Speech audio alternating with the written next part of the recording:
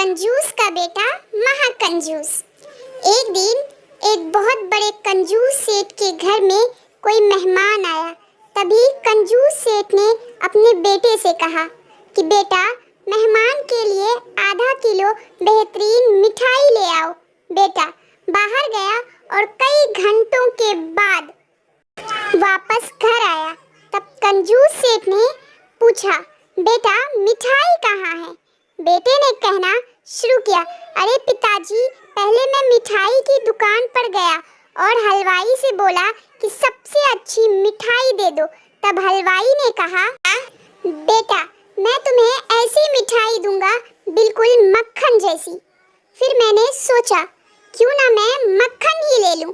तभी मैं मक्खन लेने दुकान गया और दुकानदार से कहा, सबसे बढ़िया मक्खन दे दो। तब दुकान वाला बोला कि ऐसा मक्खन दूंगा बिल्कुल शहद जैसा। फिर मैंने सोचा क्यों ना शहद ही ले लूं।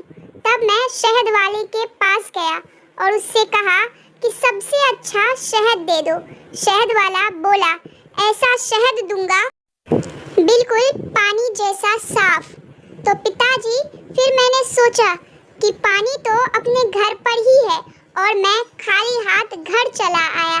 कंजूस बहुत खुश हुआ और अपने बेटे को खूब शाबाशी दी। लेकिन तभी कंजूस सेठ के मन में एक ख्याल आया और अपने बेटे से पूछा कि बेटा, तू इतनी दूर घूम कर आया, तेरी चप्पल तो घिस गई होगी।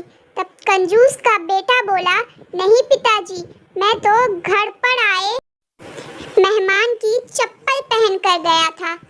बेटे की ये बात सुनकर कंजूस बाप की आंखों में खुशी के आंसू आ गए और अपने बेटे को गले से लगा लिया और कहा कि बेटा, जीवन में तू मुझसे भी कहीं ज्यादा कंजूस बनेगा और पैसा बचाने में तू खूब आगे बढ़ेगा।